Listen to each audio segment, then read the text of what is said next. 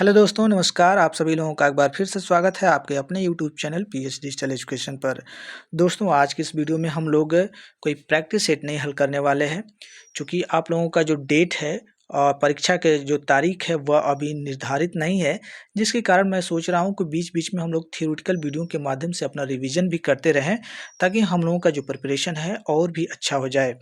दोस्तों, आज का जो टॉपिक है ये पॉलिटिकल साइंस में एक आपका दिया गया है फांसीवाद, जो कि आपके सिलेबस में एकदम साफ-साफ इसको मेंशन किया गया है टीएचटी और पीएचडी दोनों में ही। तो फांसीवाद जो टॉपिक मैंने इस टॉपिक को लिया है, छोटा-सा टॉपिक है दोस्तों।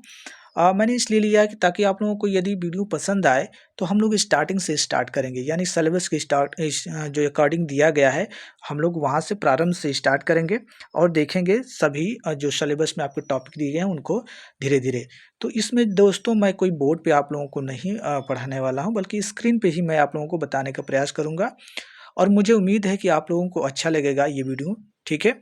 और ये जो मैंने इसमें जो भी कंटेंट लिए हैं दोस्तों, ये जो कंटेंट है, ये किसी न किसी बुक से ये एकत्रित किए गए हैं और मैं इसमें जो भी कंटेंट लाऊँगा, वो केवल एक ही बुक के नहीं होंगे दोस्तों, कई बुकों को जब मैं अध्ययन करता हूँ, तो जो बुक में मुझे लगता है कि सरल भाषा में दिया गया है या आसानी से समझा जा सकता है, चूँकि कुछ लोग नए भी हैं, कुछ लोग तो पुराने हैं, तो पुराने वाले तो समझ जाएँगे, जो लोग नए होंगे, वह कुछ जो इसमें वर्ड होते हैं, उसको नहीं समझ पाते, इसलिए मैंने कई बुक को संकलित करके एक अच्छे तरीके से बताने का मैंने प्रयास इसमें किया है। यदि आप लोगों को अच्छा लगेगा तो वीडियो कंटिन्यू हम करेंगे, यदि आप लोग कमेंट में ऐसा कर लिखते हैं तो।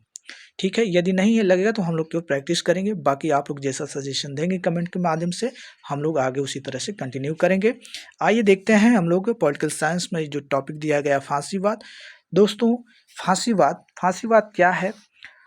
इसको हम लोग पढ़ने से पहले पहले देखेंगे इसकी उत्पत्ति कब हुई थी, कैसे हुई थी और इस विचारधारा का अर्थ क्या है, इसको लोग किस तरह से इसकी व्याख्या करते हैं, इसका जो धारणा है या अवधारणा है, आखिर लोग किस प्रकार से इसको मानते हैं या किस प्रकार से इसकी आलोचनाएँ की गई, इन सब बातों को हम लोग इसमें देखेंगे। कुछ महत्वपूर्ण आपके इसमें जो कथन होंगे, उसको भी मैंने इसमें इंक्लूड किया है। तो आइए स्टार्ट करते हैं और देखते हैं हम लोग फांसीवाद। दोस्तों, फांसीवाद का यदि हम लोग उदय देखें, तो सबसे रूप से हमको सबसे खतरनाक रूप में जो है हमको इटली और जर्मनी में देखने को मिलता है। ठीक है? कहाँ पे? इटली में फांसीवाद देखने को मिलता है और जर्मनी में जो आपका हिटलर होता है, उसके नेतृत्व में हमको नाज़ीवाद देखने को मिलता है। इटली में जो है आपका मुसोलिनी होता है, वहाँ पे ये किस रूप में देखने को मिलता है? तो फांसीवाद के रूप में देखने को मिलता है। इटली में दोस्तों यह 1922 में देखने को मिला था मुसोलिनी के नेतृत्व में, और जर्मनी में ये हिटलर के रूप में 1933 में देखने को मिला था। ठीक है? तो इन दोनों को हम लोग बीच-बीच में देखेंगे किस प्रकार से इन्होंने अपने तानाशाही के माध्यम से अपना शासन चलाया, उसको हम लोग आगे देखेंगे। फिलहाल देखते हैं हम लोग दोस्तों कि फांसीवाद का अर्थ और परिभाषा। सबसे पहले हमको उसकी परिभाषा देखना होगा, उसका अर्थ क्या मतलब होता है। तो आइए देखते हैं हम लोग कि फांसीवाद का अर्थ एवं परिभाषा। आप लोगों को मैं बता देना चाहता हूँ, इस पे कहीं-कहीं मैंने हाइलाइटर का यूज़ किया है दोस्तों, ठीक है? चूँकि मैंने इसको अध्ययन किया है, तो हाइलाइट मैंने उसको किया है। तो आप लोग इसको ये ना कहिएगा कि इस तरह से क्यों किया गया है। मैंने इसलिए हाइलाइट किया कि जो चीज़ें मुझे महत्वपूर्ण लगी है, मैंने उसको हाइलाइट कर दिया है। ये आपको भी समझने में थोड़ा-सा आसान होगा, ठीक है? तो चलिए, देखिए दोस्तों, फांसीवाद का अर्थ और परिभाषाओं के अंतर्गत देखें, तो फांसीवाद जो शब्द है, इसकी जो व्युत्पत्ति होती है इतालवी भाषा के फैसियो नामक शब्द से हुई, जिसका अर्थ है समूह अथवा गट्ठर। इससे अनुशासन तथा एकता का बोध होता है। अतः मुसोलिनी ने भी राष्ट्रीय एकता को प्रदर्शित करने के लिए फैसियो शब्द का प्रयोग किया। तो दोस्तों, फैसियोवाद में जब हम लोग पढ़ते हैं, तो सबसे पहले पढ़ते हैं कि फासिज्म शब्द की उत्पत्ति किस भाषा से हुई है, तो यह इतालवी भाषा से हुई है दोस्तों, ठीक है? किस भाषा से हुई है? इतालवी भाषा से हुई है। और इस भाषा से कौन-सा शब्द निकला था? फैसियो शब्द निकला था, जिसका अर्थ होता है समूह या गट्ठर, ठीक है? तो याद करिए, प्रश्न यहाँ से बनेगा कि फासिज्म शब्द की उत्पत्ति किस भाषा से हुई? तो इतालवी भाषा के फैसियो नामक शब्द से हुई है, जिसका अर्थ होता है समूह अथवा गट्ठर। इसी चीज़ को यह मुसोलिनी जो होता है, इसको कह सकते हैं अनुसरण करते हुए फैसियो शब्द का यह प्रयोग करता है और इसी अवधारणा को वह मानते हुए शासन अपना चलाता है इटली में। आगे हम लोग देखेंगे उसने अपना कुछ जो है स्टेटमेंट दिया है वह हमको बीच बीच में भी देखने को मिलेगा। देखिए दोस्तों, फांसीवाद का अर्थ वास्तव में उन तानाशाहीपूर्ण शासनों से समझा जाता है जो मुसोलिनी के नेतृत्व में 1922 में इटली में तथा हिटलर के नेतृत्व में 1933 में जर्मनी में स्थापित हुए। दोस्तों, फांसीवाद का वास्तव में यदि अर्थ देखा जाए तो तानाशाहीपूर्ण, जैसा कि मैंने पहले ही बता दिया कि तानाशाहीपूर्ण शासनों से हम लोग समझ सकते हैं। आगे आप लोगों को समझ में आया कि तानाशाही आखिर होता क्या है। ठीक है, तो तानाशाही शासनों से हम लोग समझ सकते हैं जो कि हमको मुसोलिनी के नेतृत्व में 1922 में इटली में देखने को मिलता है और हिटलर के नेतृत्व में 1933 में जर्मनी में देखने को मिलता है। इसी क्रम में हम लोग आगे देखते हैं दोस्तों, तो संक्षेप में फांसीवाद को यदि हम लोग समझे तो फांसीवाद सर्वाधिकारवादी राज्य का सिद्धांत है। अब ये सर्वाधिकारवादी राज्य क्या है? तो सर्वाधिकारी राज्य का मतलब होता है किसी एक व्यक्ति के पास सभी अधिकार उसके पास हों, जो भी निर्णय लेगा तो वह कोई एक व्यक्ति होगा, चाहे वह जनता के हित में वह कानून हो या ना हो, उससे कोई मतलब नहीं होगा, वह केवल राज्य को देखते हुए अपना काम करेगा। ठीक है, वही सर्वाधिकारवादी, उसका जो निर्णय हो गया कोई विरोध नहीं कर सकता।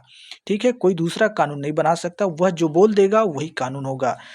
ठीक है, तो उदारवाद और प्रजातांत्रिक गैर मार्क्सवादी उग्र आंदोलनों एवं शासनों को फांसीवाद कह दिया जाता है। इसी क्रम में हम लोग देखते हैं तो उदारवाद और प्रजातांत्रिक गैर मार्क्सवादी उग्र आंदोलनों एवं शासनों को फांसीवाद कह दिया जाता है। यानी कि उदारवाद और प्रजातांत्रिक और जो मार्क्सवादी के विरुद्ध होते हैं यानी गैर मार्क्सवादी होते हैं, उन आंदोलनों एवं शासनों को हम लोग क्या कहते हैं? फांसीवाद कहते हैं। ठीक है, कि इनका जो विरोध करने वाले होते हैं, जो कि उदारवाद, जो यानी उदारवाद मतलब एक तरह से व्यक्तिवाद को जोड़ सकते हैं कि यानी व्यक्ति के हित की बात करें, प्रजातांत्रिक मतलब लोगों के हित की बात करें, मार्क्सवादी जो कहते हैं कि इसमें कह सकते हैं मजदूर वर्ग, कृषक वर्गों की बात की गई है। ठीक है, वर्ग संघर्ष की बात की गई है। इनका विरोध करने वाले जो लोग होते हैं उसी को हम लोग क्या कहते हैं? क्या कहते हैं? फांसीवाद कह सकते हैं या फासिस्ट में कह सकते हैं। ठीक है, जो कि एकाधिकारवादी राज्य के सिद्धांत पे ये लोग चलते हैं। तो आप लोगों को समझ में आ गया होगा। ठीक है, आगे देखिए, फांसीवाद संकट में फंसे पूंजीवादी वर्ग की विचारधारा है। जब पूंजीवादी वर्ग उदारवादी लोकतंत्र के अंतर्गत अपने हितों की रक्षा नहीं कर पाता है, तब झूठे समाजवादी नारों, वचनों और गोलीबाजी से एकता, अनुशासन और राष्ट्र हित के नाम पर जिस तानाशाही की स्थापना करता है वह फांसीवाद है। दोस्तों, याद रखें आप लोग, फांसीवाद का उदय जब हुआ, कब हुआ था? जब संकट में पूंजीवादी वर्ग लोग फंस जाते हैं। जो ये विचारधारा पूंजीवादी वाद की विचारधारा जो थी, वो कहते हैं कि व्यक्ति को खुला छोड़ दीजिए। ठीक है, वो कहते हैं व्यक्ति को खुला छोड़ दीजिए, उसमें एक जो विशिष्ट वर्ग, जो कुलीन वर्ग के लोग होते हैं, जो धनिक वर्ग के लोग होते हैं, वह तो अपना विकास जल्दी जल्दी करते हैं। ठीक है, लेकिन जो नीचे वाले होते हैं उनका विकास नहीं हो पाता है। तो जो पूंजीपति होते हैं, फिर इसके बाद जब लोकतंत्र की समाज कल्याण राज्य की अवधारणा जब आ जाती है तो उसमें सबके समान की बात की जाती है। तो पूंजीपति वर्ग जो होते हैं उनकी जो है स्वतंत्रताएं और जो उनकी शक्तियां हैं, जो उनका उदारवादी विचारधारा है, वह दबने लगती है। दोस्तों, जब दबने लगती है तो वह अपने हितों की रक्षा करने के लिए इस फांसीवादी का जो है उपयोग करते हैं और वह झूठे समाजवादी नारों का प्रयोग करते हैं। क्या करते हैं? इसी चीज़ को अपने पूंजीवादी सिद्धांत को बचाने के लिए वह झूठे समाजवादी नारों, वचनों, गोलीबाजी कह सकते हैं, एकता, अनुशासन, राष्ट्रीय हित के नाम पर वह तानाशाही की स्थापना करते हैं ताकि उनकी जो पूंजीपति वाला सिद्धांत है वह बचा रहे। ठीक है, उसी को फांसीवाद कह दिया गया। ठीक है, जैसे आप मुसोलिनी को देखेंगे, मुसोलिनी क्या चाहता था? मुसोलिनी चाहता था कि हमारे पास सब कुछ रहे। वह सोचने लगा कि जो सभी को समान अधिकार नहीं प्राप्त हो सकते। जब समान अधिकार प्राप्त होंगे तो जो पूंजीपति वर्ग थे वह फिर पूंजीपति कहाँ रह जाएंगे? उन जितना वो कमाएंगे आवश्यकता से अधिक वह चीज़ नहीं रख सकते हैं, उनको समाज के अन्य लोगों में बांटना पड़ेगा। इसलिए उन लोगों ने अपने आप को बचाने के लिए लोगों को भ्रमित करना स्टार्ट कर दिया, झूठे नारे लगे कि हम आपके हित में ये कार्य कर रहे हैं।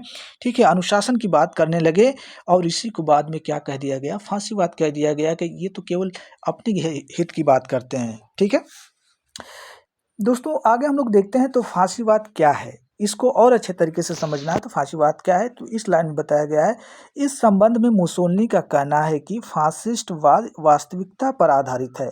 ठीक है, मुसोलिनी क्या क्या कहता है कि फासिस्टवाद वास्तविकता पर आधारित है। हम निश्चित और वास्तविक उद्देश्यों को प्राप्त करना चाहते हैं। हमारा कार्यक्रम कार्य करना है, बात करना नहीं। दोस्तों, फांसीवाद जो है इस संबंध में अपना मुसोलिनी एक वक्तव्य देता है। वह कहता है कि फासिस्टवाद वास्तविकता पर आधारित है। वह कहता है कि इसमें कोई आप कॉन्सेप्ट नहीं लगा सकते हैं, इसमें कोई आप दूसरी अवधारणा नहीं लगा सकते। वह सीधे सीधे बोलता है कि यह वास्तविक चीज़ है। जो जितना मजबूत है, जो जितना शक्तिशाली है, वही राज करेगा, वही कानून बनाएगा, वही सब कुछ, यानी कि वास्तविक की बात करता है वह। ठीक है, नहीं कि हम कोई अवधारणा ला दिए कि चलो सब कुछ समान रूप से देखा जाएगा, सबको समान अधिकार हैं सभी, ये सब कुछ नहीं। जो ताकतवर है, ठीक है, उसी को ये मानता है। और वह कहता है इस उद्देश्य को प्राप्त करने के लिए वह कहता है कि हमको कार्य करना पड़ेगा। ठीक है, हमको कार्य करना पड़ेगा, बात नहीं करना चाहिए। ठीक है, जो वो देखिए इस स्टेटमेंट के सापेक्ष वह एक और स्टेटमेंट देता है, बाद में हम लोग उसको देखेंगे। ठीक है, तो वह कहता है कि ये जो विचारधारा है इसमें हमको कार्य करना चाहिए, सीधी सीधे हमको बात करने की आवश्यकता, बात करने तो ये मूर्खों का काम है, वो कहता है। ठीक है, आगे देखिए फासिस्टवाद का नारा है। फासिस्टवाद का आप लोग एग्जामों में देता है कि फासिस्टवाद का नारा इनमें से कौन सा नहीं है। ठीक है, इस तरह से प्रश्न बनता है, नेगेटिव सेंस में ज़्यादा बनता है। देखिए तो क्या नारा इनका है? नारा है इनका कि एक राष्ट्र एक दल एक नेता। ठीक है, एक राष्ट्र एक दल और एक नेता। ये लोग कहते हैं कि जो भी राज्य होगा वहाँ उसका वह एक राष्ट्र होगा, उसमें एक दल होगा, एक नेता, यानी बहुत दल के लोग नहीं हो सकते हैं, बहुत सारे नेता भी नहीं हो सकते हैं। जो राज्य होगा वह एक राज्य होगा, उसमें एक ही दल होगा और एक नेता होगा, उसी को सब कुछ अधिकार होगा। प्रोफेसर बन के अनुसार इटली का फांसीवाद एक ऐसा सामाजिक व राजनीतिक आंदोलन है जिसका उद्देश्य राजनीतिक व सामाजिक व्यवस्था का पुनर्गठन है। दोस्तों, ये बंस जो हैं ये अपना स्टेटमेंट देते हैं। इनके स्टेटमेंट को आप अच्छे तरीके से याद कर लीजिएगा, इसको बहुत ज़्यादा आपको समझने की आवश्यकता नहीं है। जो स्टेटमेंट होते हैं ज़्यादातर उसको आप रट्टा मार लीजिए, कॉन्सेप्ट बेस्ड, तो जो कॉन्सेप्ट होता है उसको आप पढ़ लेंगे तब वहाँ से समझ में आ जाएगा। जब कॉन्सेप्ट पढ़ लेंगे तो उनके विचारधाराओं को आप अच्छी तरीके से समझ सकते हैं। ठीक है, तो ये बंस का ये कह सकते हैं कि स्टेटमेंट है, आप इसको ज़रूर से देख लीजिएगा। इसी क्रम में हम लोग आगे बढ़ते हैं तो देखते हैं कि सेबाइन क्या कहते हैं। सेबाइन कहते हैं कि फासिस्टवाद विभिन्न स्रोतों से लिए गए उन विचारों का योग है जो परिस्थिति की आवश्यकताओं के अनुसार एकत्रित किए गए हैं। सेबाइन ने कहा कि फासिस्टवाद जो है विभिन्न स्रोतों से, यानी कि कई स्रोतों से लिए गए उन विचारों का एक योग है, समाहित किया गया एक विचारधारा है जो कि परिस्थिति की आवश्यकताओं के अनुसार एकत्रित किए गए हैं। यानी कि जिस परिस्थिति में जिस प्रकार से विचारधारा आई उन सबको मिला दिया गया तो एक विचारधारा बन गई है जो कि फासिस्टवाद है। ये सेबाइन कहते हैं। इनके स्टेटमेंट को भी आप लोग अच्छी तरह से नोट कर लीजिएगा, याद कर लीजिएगा। सेबाइन का बहुत से जो स्टेटमेंट पूछे जाते हैं। आगे हम लोग देखते हैं कि फासिस्टवाद के प्रमुख सिद्धांत। ठीक है, फासिस्टवाद के प्रमुख सिद्धांत हम लोग देखेंगे इसी क्रम में। तो सबसे पहले ये लोग अपना सिद्धांत के अंतर्गत क्या मान्यताएं रखते हैं, क्या नहीं रखते हैं, उन्हीं चीज़ों को हम लोग देखेंगे। ठीक है, देखिए ये लोग इन लोगों का सबसे पहले जो विचारधारा है ये किसी भी विचारधारा को नहीं मानते हैं। इनकी पहली विचारधारा है कि किसी हमारी विचारधाराओं के अलावा अन्य कोई विचारधारा मान्य नहीं होगी, चाहे जैसी भी विचारधारा हो वह हम मान्य नहीं करेंगे। तो यहाँ पे लिखा गया है कि विचारधारा का विरोधी। ठीक है, क्या लिखा गया है? विचारधारा का विरोधी। तो ये किस प्रकार से विचारधारा का विरोध करते हैं इसी चीज़ को यहाँ पे बताया गया है। फांसीवाद हर प्रकार की विचारधारा का विरोध करता है। कार्य प्रधान आंदोलन, व्यवहारिकता तथा वास्तववाद के नाम पर उन्होंने अपने आप को किसी निश्चित सिद्धांत में बांधने से इनकार कर दिया। अतः फांसीवाद कोई क्रमबद्ध दर्शन नहीं है, इसका जन्म कार्य की आवश्यकता के कारण हुआ है। यह क्या है? व्यवहारिक है। तो दोस्तों, जैसे मैंने पहले ही बता दिया कि फांसीवाद किसी भी विचारधारा को यह नहीं मानता है। यह जो है दोस्तों कार्य प्रधान आंदोलन, व्यवहारिकता, वास्तववाद के नाम पर उन्होंने अपने आप को किसी निश्चित सिद्धांत में बांधने से एकदम सरासर कह दिया है कि ये झूठ है, इसको हम नहीं मान सकते, एकदम ये गलत बात है। वह सीधे सीधे इनकार कर दिए हैं किसी भी चीज़ को। कोई भी विचारधारा चाहे वो कितना भी मूल्यवान हो, कि कोई भी व्यवहारिक भी कितना हो, इस विचारधारा से ये लोग इनकार कर देते हैं। और ये लोग कहते हैं कि जो भी चीज़ें होंगी वह वास्तविकता पर आधारित होंगी, यानी कि व्यवहारिक चीज़ों पर वह आधारित होंगे। दूसरा ये लोग किस चीज़ का कह सकते हैं कि मानते हैं या विरोध करते हैं, तो फासिज्म एवं सर्वाधिकारवादी धारणा। तो दोस्तों याद रखिए फासिज्म एवं सर्वाधिकारवादी धारणा ये इनकी क्या है, ये बताया गया है इस लाइन में। तो देखिए ये लोग क्या कहते हैं कि फांसीवाद राज्य को एक सर्वशक्तिमान संस्था के रूप में देखते हैं। वे राज्य को एक सर्वोच्च तथा नैतिक इकाई मानते हैं। इस संबंध में मुसोलिनी का कहना है कि सब कुछ राज्य के अंदर है, राज्य के बाहर राज्य के विरुद्ध कुछ भी नहीं। दोस्तों फासिज्म यानी कि सर्वाधिकारवादी धारणा के जो मानने वाले लोग हैं वह राज्य को सबसे शक्तिमान संस्था मानते हैं, राज्य के ऊपर कुछ भी नहीं मानते हैं। कहते हैं कि राज्य ही सबसे शक्तिशाली संस्था है, इसी के जो भी कानून होंगे वह मान्य होंगे और वह राज्य को सर्वोच्च और नैतिक इकाई मानते हैं कि सबसे ऊपर, और यह नैतिक यानी कि हित की बात करने वाली इकाई होगी, सबसे ऊपर इसको मानते हैं और नैतिकता की इकाई इसको मानते हैं। इसी संबंध में मुसोलिनी अपना एक स्टेटमेंट देता है, जो कि इसका स्टेटमेंट ये कई बार पूछा गया है। आप लोग इसको अच्छे तरीके से नोट कर लीजिएगा और मुझे उम्मीद है कि आप लोगों को याद होगा, नोट करने की आवश्यकता ही नहीं पड़ेगी, या फिर भी जो नए लोग हैं इसे याद कर लेंगे, बहुत बार पूछा गया है। स्टेटमेंट है कि सब कुछ राज्य के अंदर है, राज्य के बाहर और राज्य के विरुद्ध कुछ भी नहीं। यानी कि मुसोलिनी कहना चाहता है कि जो कुछ भी है वह क्या है, राज्य ही है, राज्य के अंदर ही है। राज्य से बाहर की यदि कोई चीज़ बात होती है तो वह गलत है, ठीक है। और कहता है कि यदि राज्य के विरुद्ध भी यदि कोई कार्य होता है तो वह भी सही नहीं है, ठीक है। वह इस लाइन के माध्यम से यही समझाने का प्रयास किया है। आगे हम लोग देखते हैं तो समाजवाद तथा साम्यवाद विरोधी। दोस्तों समाजवाद क्या है, साम्यवाद क्या है, इन दो शब्दों को आप लोग समझ लीजिए, ठीक है। समाजवाद होता है कि यह कहता है कि जो आर्थिक संसाधन है समाज के, ठीक है, ये समाज के सभी लोगों को समान रूप से मतलब अधिकार दे दिया है, समान रूप से इनका अधिकार होना चाहिए, ठीक है। समानता की बात करते हैं समाजवादी लोग, ठीक है, जो भी आर्थिक संसाधन है। और वहीं साम्यवादी क्या कहते हैं कि भाई सबको खुला छोड़ दीजिए, ये कहते हैं सबको खुला छोड़ दीजिए, ठीक है। ये ज़्यादातर लोग जो है वर्ग संघर्ष की बात करते हैं, कहते हैं कि जिसकी जितनी भी शक्ति होगी उतना ये चीज़ अपने पास रख सकता है, ठीक है। समाजवाद तो कहता है कि आवश्यकता के अनुसार आप कार्य करिए, आप कार्य करिए और आवश्यकता के अनुसार अपने कार्य का मतलब जो है आप कह सकते हैं कि मजदूरी लीजिए या कुछ भी लीजिए, लेकिन साम्यवाद कहता है कि आप अपनी शक्ति के अनुसार करिए और उसके अनुसार अपना, ठीक है, अपनी मजदूरी लीजिए। तो ये सीधी सी बात करते हैं कि आप जितना कार्य कर सकते हैं आप ले सकते हैं, लेकिन समाजवाद कहता है कि नहीं, आप आवश्यकता से अधिक मत लीजिए, आपकी आवश्यकता जितना उतना लीजिए, लेकिन समान रूप से सभी को ये बांटने की बात करते हैं। और साम्यवादी कहते हैं नहीं, सबको खुला छोड़ दीजिए, जो जिसकी जितना पावर होगा वो उतना करेगा, इसीलिए वह वर्ग संघर्ष की बात करते हैं। तो अब ये तो दोनों विचारधाराएं हो गई, लेकिन अब हम यहाँ पे देखेंगे कि ये समाजवाद और साम्यवादी विरोधी है फांसीवाद विचारधारा। किस प्रकार से विरोधी है, तो फांसीवाद संकट में फंसे पूंजीवाद की विचारधारा होने के कारण समाजवाद का सख्त विरोधी है। यह वर्ग संघर्ष में विश्वास नहीं रखते, बल्कि राज्य के गौरव के लिए तथा राज्य में एकता और अनुशासन की स्थापना के लिए वर्ग सहयोग पर बल देते हैं।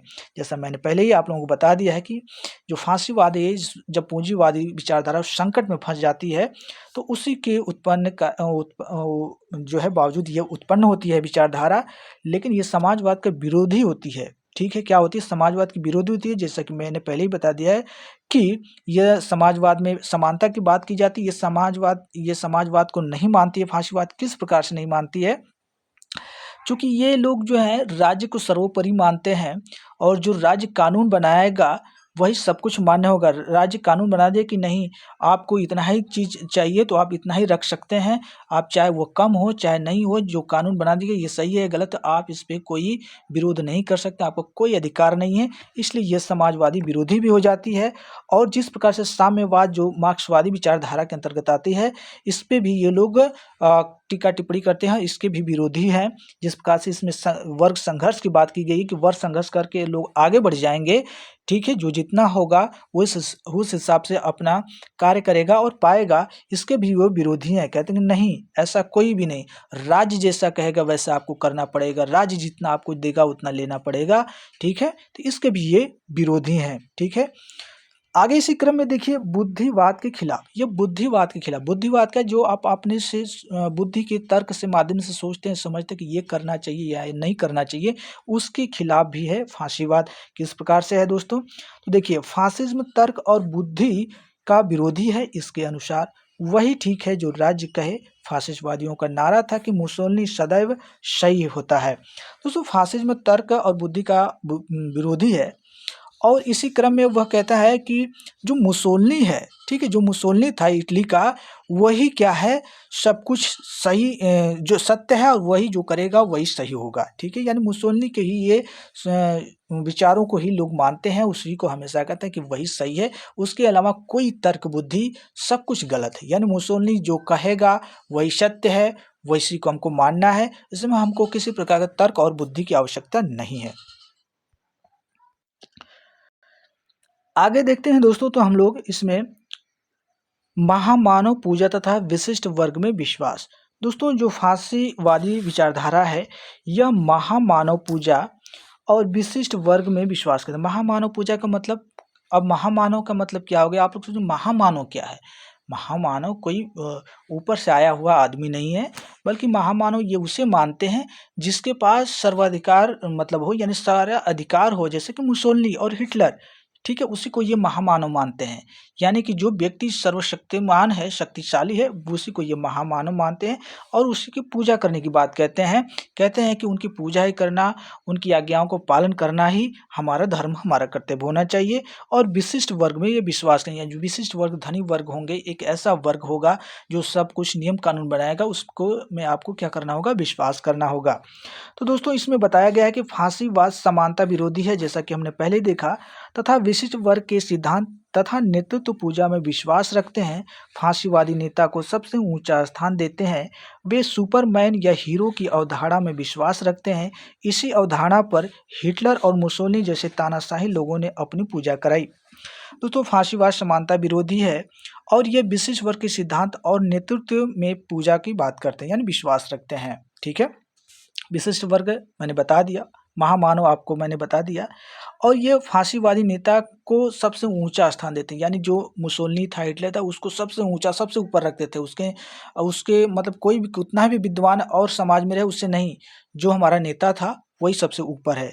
और उसको सुपरमैन यानी कि हीरो की मान्यता ये लोग देते हैं और उन्हीं की पूजा ये लोग करते हैं। इसी आधार पर मुसोलिनी और जो आपका हिटलर था, उन्होंने तानाशाही अपना किया और लोगों से अपनी पूजा कराई। आगे इसी क्रम में हम लोग देखते हैं तो प्रजातंत्र का विरोधी। प्रजातंत्र क्या होता है दोस्तों? अक्सर लोग प्रजातंत्र और राजतंत्र में जो है कंफ्यूज हो जाता है। राजतंत्र में राजा का शासन होता है और प्रजातंत्र में प्रजा का शासन होता है। जो प्रजा यानी जनता के द्वारा बनाई जो सरकार होती है वो प्रजातंत्र सरकार होती है। जो राजा का होता है, राजा ही सब कुछ होता है, ठीक है, उसमें राजा होते हैं, और प्रजातंत्र में आपकी सरकारें होती हैं जो जनता के माध्यम से चुनी होती है, ठीक है। और ये जो फांसीवादी है, ये प्रजातांत्रिक जो शासन है इसका विरोध करते हैं। किस प्रकार से करते हैं इसी को हम लोग देखेंगे इसमें। तो फांसीवाद लोकतंत्र विरोधी है।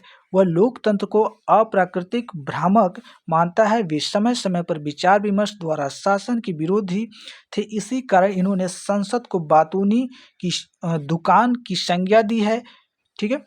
देखिए फांसीवाद जो है लोकतंत्र विरोधी यानी कि प्रजातंत्र के ये विरोध है। यानी कि प्रजातंत्र में क्या होता है कि लोग जिसको चाहे उसको मतलब लाते हैं, सरकार में लाते हैं, जिसको चाहे वह अपने ऊपर शासन करने के लिए बनाते हैं, लेकिन ये उसका विरोध करते हैं। इसलिए बनाते हैं प्रजातंत्र में कि बाद में यदि वो हमारे हिसाब से नहीं चलेगा तो हम उसको हटा सकते हैं, लेकिन यहाँ पे नहीं हटा सकते। जो राजा कहेगा उसके कानून को आपको मानना ही पड़ेगा। इसलिए ये लोग क्या करते हैं?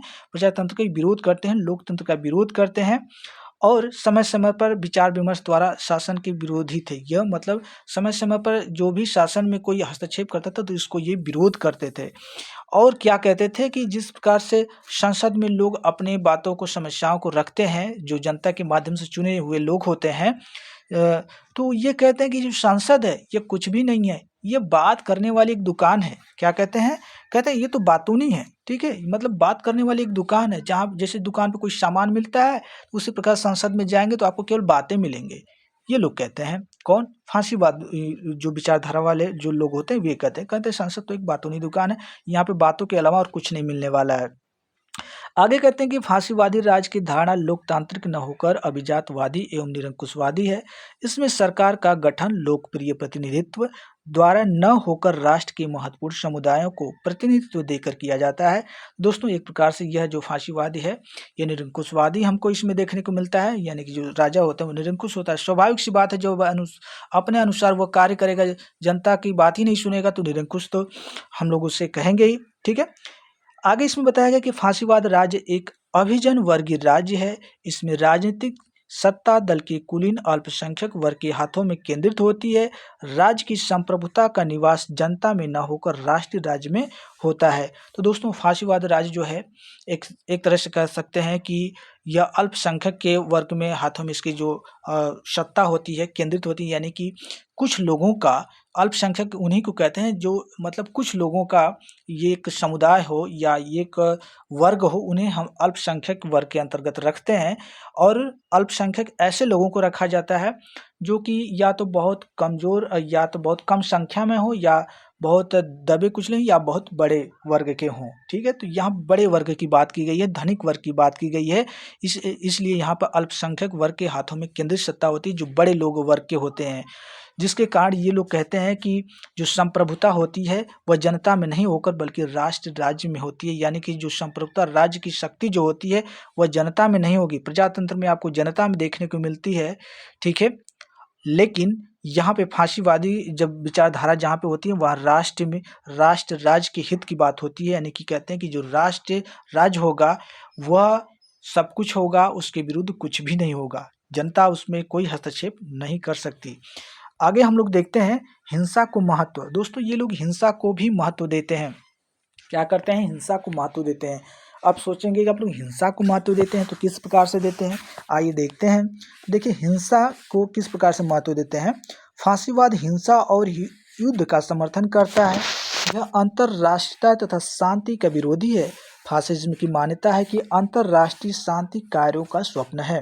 दोस्तों, फांसीवादी जो है हिंसा और युद्ध का समर्थन करते हैं। हिंसा और युद्ध का ही कह सकते हैं कि सहारा लेकर मुसोलिनी और हिटलर जो था, यह तानाशाही पूर्ण रूप से ये लोग अपना शासन किए थे और अपनी पूजा करवाए थे। क्योंकि आप लोग जानते हैं कि जो हिटलर था वह वहाँ पे संवैधानिक शासन होते हुए भी इसने क्या किया कि खुद अपने आप को एक तानाशाह के रूप में व्यक्त करता है और शासन करने लगता है और अपनी पूजा करवाता है। इसी प्रकार से मुसोलिनी भी होता है। तो ये लोग क्या कहते हैं कि हिंसा और युद्ध के माध्यम से हम शासन कर सकते हैं। और जो अंतर्राष्ट्रीय शांति की बात की जाती है, कहते हैं ये सब झूठ है, बकवास है, ये सब कुछ नहीं हम लोग मानते हैं। जो ताकतवर होगा वही सब कुछ होगा। और यह जो अंतर्राष्ट्रीय जो शांति की बात करते हैं जो लोग, वो तो कायर लोग होते हैं कि जो लोग शांति की बात करते हैं और ऐसा वह कहते हैं कि सपने देखते हैं लोग। तो इसी बात को ये लोग कहते हैं कि अंतर्राष्ट्रीय शांति कार्यों का स्वप्न है। फासिज्म विचारधारा का ये कह सकते हैं वक्तव्य है। इसे भी आप नोट कर लीजिएगा। यहाँ से प्रश्न बनेगा क्या कि अंतर्राष्ट्रीय शांति कार्यों का स्वप्न है किस विचारधारा की मान्यता है? तो फांसीवादी विचारधारा की मान्यता है, या क्या बोलते हैं उसको, एकाद सॉरी दोस्तों। तो दोस्तों, यहाँ से थोड़ा सा कह सकते हैं कि कन्फ्यूजन कहिए या मिस्टेकिंग कहिए। ये लोग जो है सर्वाधिकारवादी राज्य की बात करते हैं। जो सर्वाधिकारवादी यानी कि जिसके पास सारी शक्तियाँ हों, जिसके पास सारे अधिकार हों, ठीक है, तो उसको ये लोग मानते हैं। आगे बताया गया है दोस्तों कि फांसीवाद हिंसा को राजनीतिक सफलता का आवश्यक साधन स्वीकार करता है। हिंसा का उपयोग राष्ट्रीय जीवन में भी उतना ही आवश्यक है जितना कि वह अंतर्राष्ट्रीय जीवन में आवश्यक होता है। ये लोग कहते हैं कि फांसीवादी जो लोग होते हैं, ये लोग कहते हैं कि हिंसा को राजनीतिक सफलता का आवश्यक साधन मानना चाहिए। यानी कि हिंसा से ही राजनीतिक सफलता मिल सकती है और इसको एकदम आवश्यक, ठीक है, इसको ये नहीं कि विकल्प के रूप में नहीं, इसको आवश्यक रूप में रखना चाहिए, साधन के रूप में, कि जब तक हिंसा नहीं होगी तब तक राजनीतिक सफलता नहीं हो सकती। ये फांसीवादी कहते हैं। और ये कहते हैं कि हिंसा का उपयोग ही राष्ट्रीय जीवन में भी उतना ही आवश्यक है जितना कि वह अंतर्राष्ट्रीय जीवन में आवश्यक है। इसी क्रम में मुसोलिनी क्या कहता है, ये अपना स्टेटमेंट दिया है कि साम्राज्यवाद जीवन का नित्य अडिग नियम है। यानी कि जो साम्राज्यवाद है, साम्राज्यवाद क्या होता है? साम्राज्य का विस्तार, यानी अपने राज्य का विस्तार करना ही साम्राज्यवाद होता है। और इस कहता है कि साम्राज्यवाद जीवन का नित्य अडिग नियम, यानी आपने अपने साम्राज्य का विस्तार करना ही आपका ये कार्य होना चाहिए डेली का, और ये अडिग नियम होना चाहिए। इसमें किसी प्रकार का कोई लाक लपेट नहीं होना चाहिए, ये मुसोलिनी कहता है। आगे बढ़ते हैं तो हम लोग देखते हैं कि उग्र राष्ट्रवाद में विश्वास। ये लोग क्या करते हैं कि उग्र राष्ट्रवाद में भी विश्वास। उग्र राष्ट्रवाद क्या है? मतलब कि एक प्रकार से युद्ध की प्रवृत्ति होना, जब चाहे तुरंत भड़क उठना, लड़ने के लिए तैयार रहना, ठीक है। इस प्रकार से भी इस चीज़ में ये लोग विश्वास करते हैं। तो इसमें बताया गया है कि फासिज्म उग्र राष्ट्रवाद का उपासक है। दूसरे राष्ट्रों की संस्कृति से ये लोग क्या करते हैं? घृणा करते हैं। दूसरे राष्ट्रों की संस्कृति से घृणा करता है। वह राज्य और राष्ट्र को एक ही मानता है। तो ये लोग क्या कहते हैं कि जो है उग्र राष्ट्रवाद का जो उपासक होने के कारण ये लोग जो दूसरे राष्ट्र की संस्कृति होती है, ये लोग उससे घृणा करते हैं। कहते हैं कि हम किसी की संस्कृति को, हम किसी विचारों को नहीं मानते, हम इससे हमारा कोई सरोकार नहीं, हमको कोई मतलब नहीं है। यदि हम अपने राज्य का विस्तार करना चाहेंगे तो ये नहीं कि आपके संस्कृति की नहीं, ऐसा नहीं करना चाहिए। नहीं भाई, हम तो लड़ाई करेंगे, युद्ध करेंगे, हम आप पे अधिकार जमाएंगे, ठीक है। आगे बताया गया है कि फांसीवादी स्वतंत्रता को स्वाभाविक न मानकर उसे राज्य द्वारा दी गई एक रियासत मानते हैं। इस संबंध में मुसोलिनी का कहना है कि स्वतंत्रता एक मृत शरीर है, मैं उसे ठोकर मारता हूँ। इटली में व्यवस्था और अनुशासन चाहता हूँ, स्वतंत्रता नहीं, कानून और राज्य व्यक्तिगत स्वतंत्रता की सर्वश्रेष्ठ अभिव्यक्ति है। दोस्तों, फांसीवाद स्वतंत्रता जो लोग हैं, ये लोग स्वतंत्रता को स्वाभाविक न मानकर उसे राज्य द्वारा दी गई एक रियासत के रूप में, यानी कहते हैं कि स्वतंत्रता ये स्वाभाविक नहीं है, हमें स्वाभाविक रूप से मिली नहीं है। जैसे स्वतंत्रता को अभी हम लोग देखते हैं ना कि हमारे देश में कह सकते हैं कि नागरिक को कितनी स्वतंत्रता है, तो 6 तरह की जो है उनके स्वतंत्रता है, मौलिक अधिकार के रूप में उनको मिली है, ठीक है, मिली है। तो इसमें ये लोग कहते हैं कि इस हिसाब से हम लोग देखें तो जो जीवन का अधिकार है, इसको प्राकृतिक स्वतंत्रता के अंतर्गत रखा गया है। प्राकृतिक स्वतंत्रता का मतलब हो गया कि हमको जो जन्म से ही मिला है। और ये लोग कहते हैं कि जो जन्म से मिलने का मतलब हो गया कि स्वाभाविक मिला है। और ये लोग कहते हैं कि स्वाभाविक चीज़ की कोई स्वतंत्रता ही नहीं होती है, बल्कि उसे राज्य द्वारा दी गई एक रियासत है। यानी कि राज्य के द्वारा आपको जो स्वतंत्रता दी गई है, वह राज्य के ही आपको तरह से मिली है। और ये आप कहेंगे कि नहीं, हमको ये प्राकृतिक रूप से मिली या स्वाभाविक मिली, तो ऐसा कुछ भी नहीं। आप राज्य के अंदर हैं, राज्य के अनुरूप आपको कार्य करना होगा। जब चाहे आपकी स्वतंत्रता हम ले सकते हैं। इस संबंध में ही मुसोलिनी कहता है कि स्वतंत्रता एक मृत शरीर है। मुसोलिनी क्या कहता है? मुसोलिनी कहता है कि भाई स्वतंत्रता जो है एक मृत शरीर के समान है। और यह कहता है कि मैं उसको ठोकर मारता हूँ। क्या कहता है? कि मैं उसे ठोकर मारता हूँ। इटली में व्यवस्था और अनुशासन चाहता हूँ, स्वतंत्रता नहीं, कानून और राज्य व्यक्तिगत स्वतंत्रता की सर्वश्रेष्ठ अभिव्यक्ति है। तो ये जो है मुसोलिनी का स्टेटमेंट है। इससे आप लोग अच्छी तरीके से याद कर लीजिएगा। मैंने प्रैक्टिस सेट में भी इसको कई बार कराया है और आप लोगों ने अच्छी तरीके से भी इसका आंसर दिया है, तो मुझे उम्मीद है कि याद भी होगा। आगे देखिए, लिखा है निगमात्मक राज्य। निगमात्मक राज्य क्या है, इसको इसमें बताया गया है, ठीक है। तो फांसीवादी व्यक्ति मूलक राज्य की धारणा के स्थान पर निगमात्मक राज्य की स्थापना करने में विश्वास करता है। तो दोस्तों, ये जो फांसीवाद है, ये निगमात्मक राज्य की अवधारणा को मानते हैं। और ये निगमात्मक राज्य क्या है, इसको देखिए यहाँ पर बताया गया है।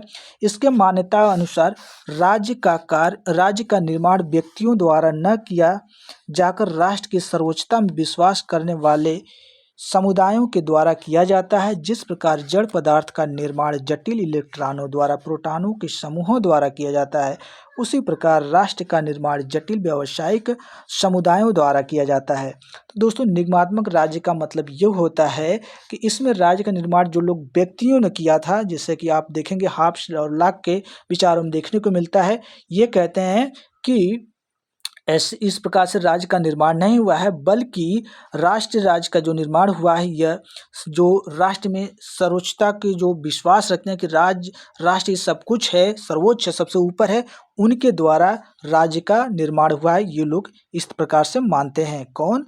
ये फांसीवादी मानते हैं, ठीक है। आगे हम लोग देखेंगे दोस्तों कि अर्थव्यवस्था पर राज्य का नियंत्रण। अर्थव्यवस्था पर राज्य का नियंत्रण किस प्रकार से ये लोग चाहते हैं, इसी चीज़ को यहाँ पे बताया गया है। फांसीवादी आर्थिक मामलों में राज्य के हस्तक्षेप का समर्थन करता है। पूंजीवादी व्यवस्था को संकट से बचाने के लिए राज्य आर्थिक मामलों में हिस्सा लेता है। उद्योगों का राष्ट्रीयकरण करता है। आर्थिक शक्तियों को नियंत्रित करते हुए पूंजीवादी व्यवस्था के हित में पूंजीवादियों पर अंकुश लगाता है। दोस्तों, अर्थव्यवस्था पर ये लोग क्या करते हैं, राज्य का नियंत्रण चाहते हैं। ठीक है, कहते हैं कि आर्थिक मामलों में राज्य का हस्तक्षेप इसका ये लोग करते हैं कि समर्थन करना आवश्यक है। यानी कि कोई व्यक्ति जब कोई पूंजी एकत्रित करता है तो उस पर राज्य का नियंत्रण होना चाहिए। वह कितना पूंजी एकत्रित कर रहा है ये राज्य डिसाइड करेगा। आपके पास कितना पैसा होना चाहिए ये राज्य डिसाइड करेगा। ये लोग इस तरह से कहते हैं। और कहते हैं जो लोग भी राज्य में उद्योग लगाते हैं उस पर भी राज्य का नियंत्रण होगा। आपके उद्योग में क्या चल रहा है, कैसे चल रहा है, कितना आपका लाभ हो रहा है, ये सब कुछ राज्य ही तय करेगा। उसके अंतर्गत ही आप उसके नियंत्रण में रहेंगे। ठीक है। और जो पूंजीवादी व्यवस्था के अंतर्गत जो हित पूंजीवादी वो लोग होते हैं, उनके हित जो कि अधिक से अधिक पैसा कमा लेना चाहते हैं बिना राज्य को मतलब कोई हस्तक्षेप किए, उस चीज़ का भी ये लोग विरोध करते हैं। उनके ऊपर भी अंकुश लगाते हैं। ये बात तो ठीक है यहाँ तक। चलिए आगे देखते हैं हम लोग। तो आगे बताया गया कि फांसीवादी एक राष्ट्र, एक दल तथा एक नेता में विश्वास करते हैं। दोस्तों, फांसीवादी जो विचारधारा वाले लोग होते हैं, ये एक राष्ट्र, जैसे कि हमने पहले देख लिया कि एक राष्ट्र यानी कि एक राष्ट्र होगा, एक दल होगा और एक नेता होगा। ठीक है, इससे ज़्यादा और कुछ नहीं होगा। फांसीवाद क्रांति विरोधी विचारधारा है। इसके अंतर्गत मजदूरों की आंदोलनकारी शक्ति को निर्ममता के साथ कुचल दिया गया है। दोस्तों, फांसीवाद जो है ये किसी प्रकार से क्रांति की बात नहीं करता है। ठीक है, जैसे कि आप लोग देखे होंगे कि जो साम्यवादी विचारधारा, मार्क्सवादी जो विचारधारा, उसमें क्रांति की भी अधिक बात की गई है कि वर्ग संघर्ष की बात होती है, तो ये उसके भी विरोधी हैं। ये कहते हैं कि मजदूरों की आंदोलनकारी जो शक्ति है उसको, इस विचारधारा के विरुद्ध होने के कारण उनकी जो आंदोलनकारी शक्ति है उसको निर्ममता के साथ कुचल दिया जाता है इस विचारधारा के अंतर्गत। यानी कि आप विरोध नहीं कर सकते। दोस्तों, फासिज्म में व्यक्तिवाद तथा उदारवाद विरोधी है। ठीक है, तो ये फासिज्म जो है व्यक्तिवाद तथा उदारवाद विरोधी है। आपने व्यक्तिवाद पढ़ा होगा, हालांकि मैंने ये बीच से टॉपिक लिया है, तो जो लोग अभी नहीं पढ़े होंगे व्यक्तिवाद क्या है, उदारवाद क्या है, सोच रहे होंगे कि फिर से थोड़ा थोड़ा पढ़ा जाए। तो व्यक्तिवाद दोस्तों आप लोग समझ जाइए कि व्यक्तिवाद जो है व्यक्ति के हित की बात करता है, उसको व्यक्तिवाद कहते हैं। उदारवाद दोस्तों ये भी व्यक्तिवाद का ही एक प्रकार से रूप है। थोड़ा सा इसमें से कह सकते हैं कि बदलाव हुआ है। ठीक है, बदलाव हुआ है कि उदारवाद में आप मतलब कि अपनी आवश्यकताओं के अनुसार आप स्वतंत्र हैं कार्य करने के लिए, लेकिन व्यक्तिवाद में आप पूर्ण रूप से स्वतंत्र हैं। ठीक है, आप एकदम पूर्ण रूप से स्वतंत्र हैं, आप कुछ भी करिए, आपको कोई रोक टोक नहीं है। लेकिन उदारवाद में थोड़ी आप पे कह सकते हैं राज्य का अंकुश हो जाता है। हालांकि दोनों ही एक दूसरे के कह सकते हैं कि रूप हैं। चलिए, तो इसी चीज़ को हम लोग देखेंगे कि किस प्रकार से ये लोग व्यक्तिवाद और उदारवाद के विरोधी हैं। तो व्यक्तिवाद व्यक्ति के साध्य तथा राज्य को साधन मानता है, जबकि फांसीवादी राज्य को साध्य तथा शक्ति को साधन मानता है, व्यक्ति को साधन मानता है। यह उदारवादियों की स्वतंत्रता संबंधी धारणा को नहीं मानता। फांसीवादी स्वतंत्रता को अधिकार न मानकर कर्तव्य मानते हैं। तो दोस्तों, व्यक्तिवाद देखा जाए तो व्यक्ति को साध्य यानी कि व्यक्ति ही सब कुछ होगा, जो राज्य होगा साधन होगा, यानी कि उसके लिए संसाधनों जुटाने वाला एक प्रकार से साधन होगा। क्या? राज्य। यानी कि व्यक्ति को सब कुछ मानते हैं व्यक्तिवादी। जबकि जो फांसीवादी राज्य हैं यह राज्य को साध्य मानते, कहते हैं कि व्यक्ति नहीं साध्य, व्यक्ति के लिए नहीं राज्य होगा, बल्कि राज्य जो होगा इसके लिए व्यक्ति होगा। क्या होगा? जो राज्य होगा इसके लिए व्यक्ति होंगे, यानी कि राज्य क्या होगा? साध्य होगा। इस पे मतलब कह सकते हैं कि शासन करने वाला एक साधक होगा और जो व्यक्ति होगा उसके लिए एक साधन होगा। और उदारवादियों की जो स्वतंत्रता समझ, जो उदारवादी कहते हैं कि आप इस क्षेत्र के लिए स्वतंत्र हैं इस कार्य करने के लिए, उसको भी ये लोग नहीं मानते हैं, बल्कि यह क्या कहते हैं कि कर्तव्य, आपका जो कर्तव्य होगा, राज्य जो डिसाइड करेगा यह आपका कर्तव्य है, उसी को आपको करना होगा। इस प्रकार से फांसीवादी लोग मान्यता रखते हैं। आगे हम लोग देखते हैं कानून को न मानना। कानून को न मानना दोस्तों, ये कानून को किस प्रकार से नहीं मानते हैं इस चीज़ को भी इसमें बताया गया है। देखिए, फांसीवादी जो लोग हैं यह क्या कहते हैं, तो फांसीवाद अंतर्राष्ट्रीय कानूनों और नियमों का खुला उल्लंघन करता है तथा दूसरे देशों के संदर्भ में दबाव शक्ति की नीति के शांतिपूर्ण निपटारे को असंभव मानता है। तो हमने पहले देख लिया कि ये अंतर्राष्ट्रीय कानूनों के नियमों को ये लोग नहीं मानते हैं कि कोई अंतर्राष्ट्रीय कानून रहे जिसके अंतर्गत हमारे राज्य पे कोई नियंत्रण लगा सके, तो ऐसा कानून ये नहीं मानते हैं। ये क्योंकि सर कह सकते हैं कि साम्राज्यवाद की अवधारणा पे चलते हैं, तो किसी भी कानून को नहीं मानते हैं, केवल अपने कानून की मांग करते हैं और ये लोग हमेशा शक्ति की बात करते हैं, दबाव की बात करते हैं। ठीक है, चलिए आगे देखिए, इसमें बताया गया है कि फांसीवाद की उपरोक्त विशेषताओं से यह साबित होता है कि फांसीवाद एक अत्यंत प्रतिक्रियावादी, क्रांति विरोधी, मानवता विरोधी, लोकतंत्र विरोधी विचारधारा है जो विश्व शांति का भयंकर दुश्मन है। तो दोस्तों, फांसीवाद यदि इसकी सारी विशेषताओं को और चीज़ों को हम लोग देखें,